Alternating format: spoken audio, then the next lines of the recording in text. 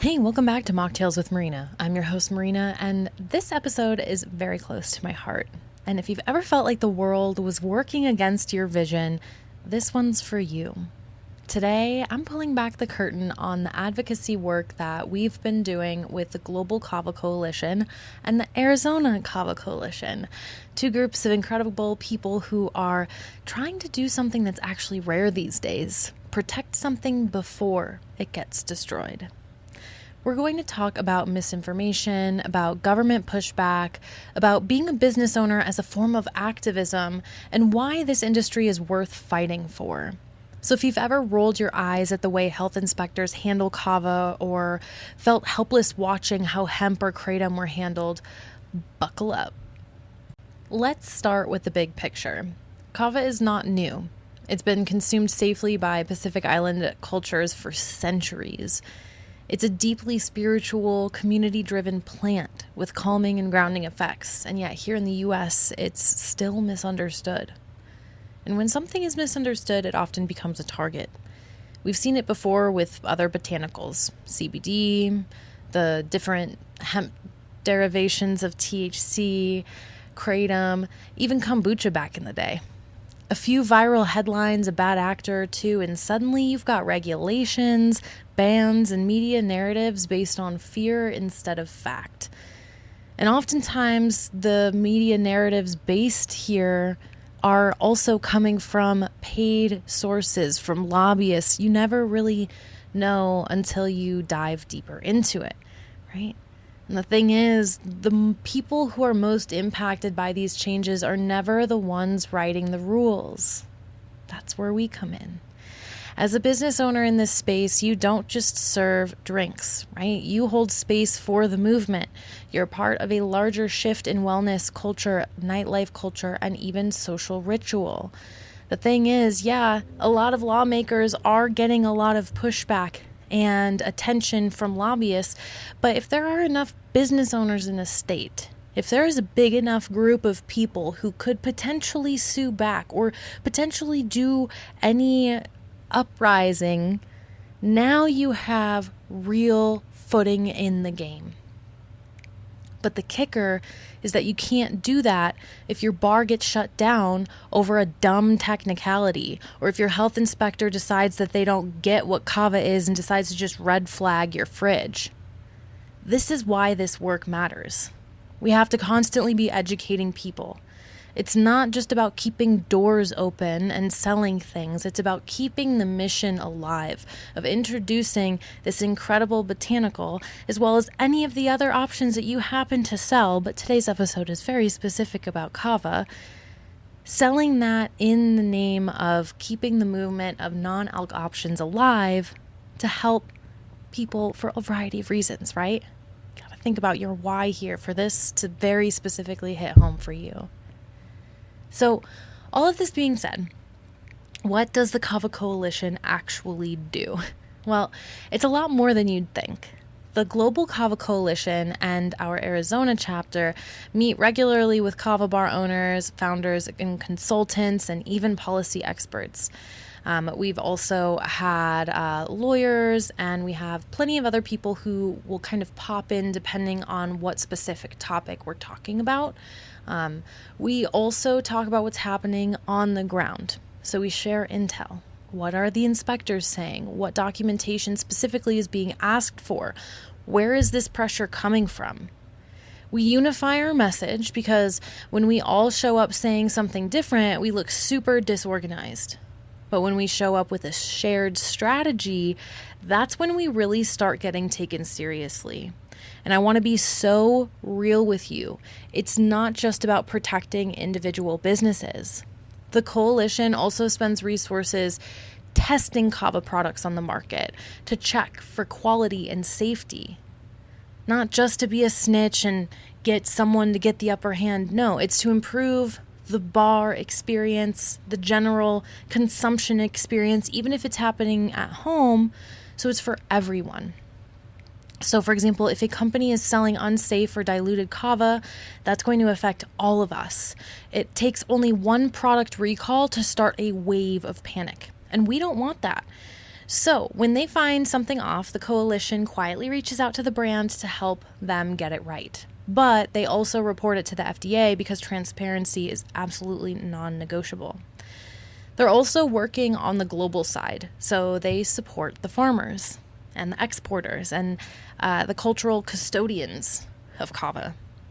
That means helping countries where kava grows, helping them sustain their economies and their traditions, even as the global demand continues to skyrocket. This is real advocacy. This is legacy work, and that's why I'm all in. That's why my husband and I are just so, this is the hill we will die on. But now let's take a moment and talk about you. A lot of people want to change the system. They want to advocate, they want to be heard, but if you're not a stakeholder, your voice often gets lost. So what I mean by that is a stakeholder is someone who is a business owner who has skin in the game. They have invested their money into the space. Who would not be a stakeholder would be an employee. Because even if you work in the industry, look, if you're a kava tender, love you. I think you have so much talent and so much to bring to the table. And there are a lot of ways that you are actually a stakeholder, but if you don't have your own LLC with data that you could then bring up in certain meetings and contexts, then your voice often gets lost. It's incredibly important to have that paper trail of data that is attached to something that's bigger than yourself. When you show up to a public policy meeting as a business owner, you don't have to fight for relevance. You're already relevant. You bring jobs. You bring tax revenue. You serve the public. You matter on paper, and that opens doors. Being a business owner is like showing up to a battle in a tank instead of a golf cart. You have armor. You have leverage. You can make moves and have them be taken seriously. And that's why I always say talk is cheap. If you really believe the industry is going in the wrong direction, you should probably do something about it. Start the business, create the product, open the bar, build something real and visible. That's how change happens, period. There's power in being the one who signs the lease, who hires the team, who pays the bills. It's not easy, but it's how you earn a seat at the table. And honestly, when you lead with integrity, people want to follow you. Regulators want to understand you. They come to you to ask questions. Journalists want to tell your story. Customers want to support you. That's how we move the needle. So if all of this sounds big and scary, let me give you something practical. I co-created a resource with the global Kava Coalition called Top Tips for Kava Bars. It's a free downloadable PDF, and it's packed with tools to help you run a bar that's safe, successful, and sustainable. Here's what's inside.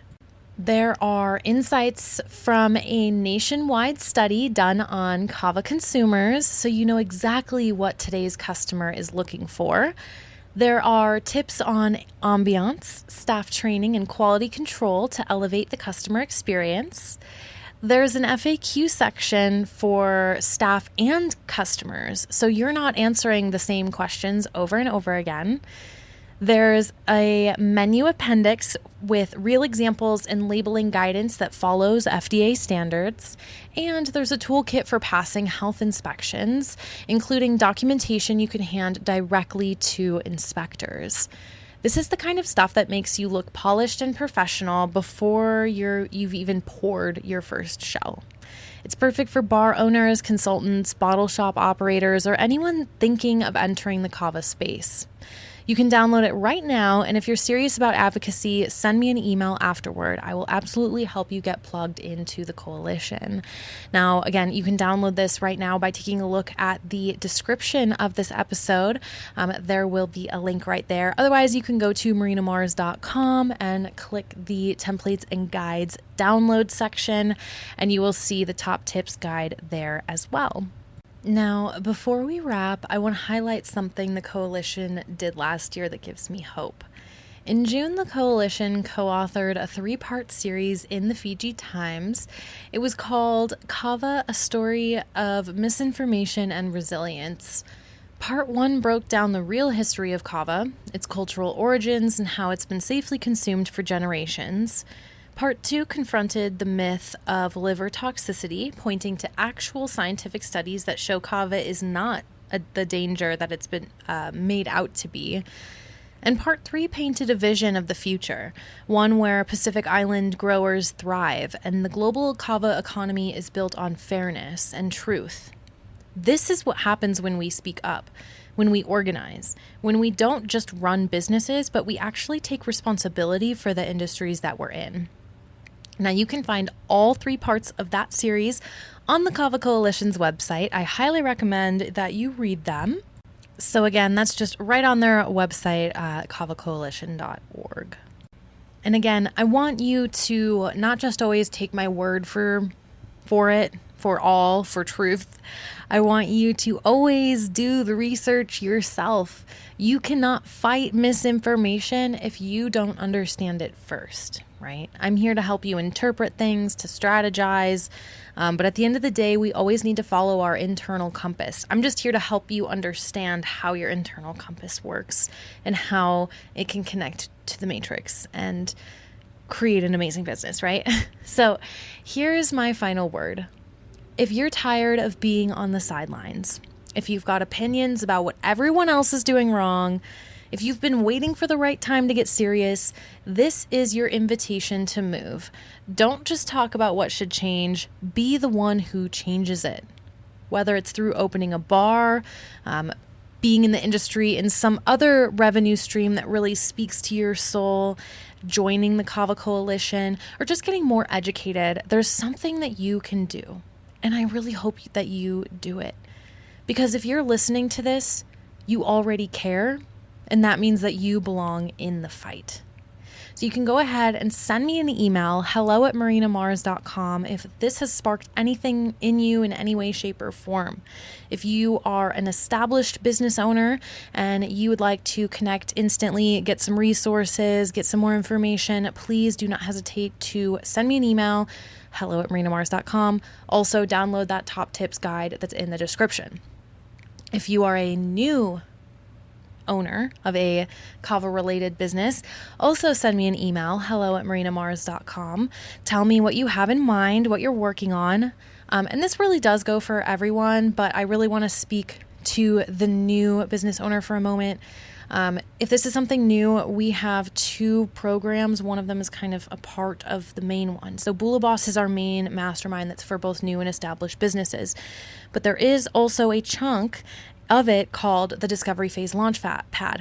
And this is for any new revenue stream and or business. So again, this does apply to new and established business owners.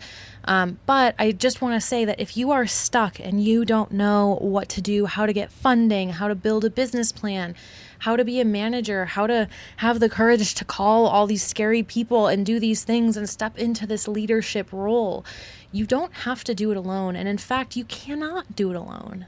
How can you lead if there's no one to lead, right? You need to have your team and you need to have your support system. So that's what being a real CEO, a real business owner is, right?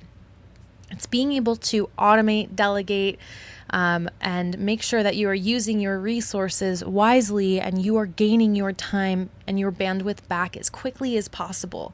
You establish something and then you automatically fill someone to take care of that role so that you can then either create new revenue streams or adjust the ones you currently have to become more optimized, or whatever it wants to be. If you want to spend time in more of your philanthropic work, if you want to spend time with your family, go on vacation, you want to spend more time researching, playing around, experimenting in R&D, right? The way that you bop around is by perfecting the things that are on your plate to the point where you can teach someone else. You create those SOPs and then you do that and then boom, then you're out of that.